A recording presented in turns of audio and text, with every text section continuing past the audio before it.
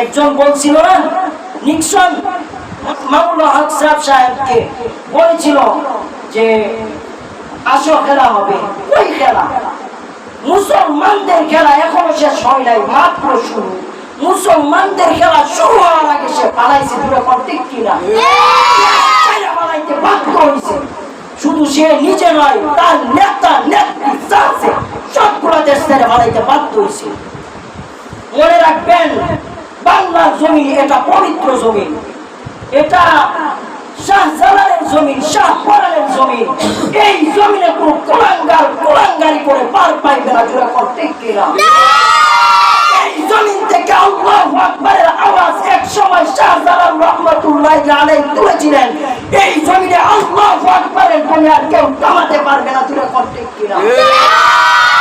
প্রত্যেকটা রাস্তার মোড়ে মোড়ে মূর্তি বসায় দিয়েছে ইসলামকে ধ্বংস করার জন্য। খোদার কসম, এই মূর্তিগুলা আগে ছিল না, যেমন করেছিল এমন ছাত্র ভাইয়েরা ব্যাংকে চুর মাচুর করে পরিষ্কার করে দেখা দিছে এটা মুসলমানদের দেশ, ঠিক কিনা?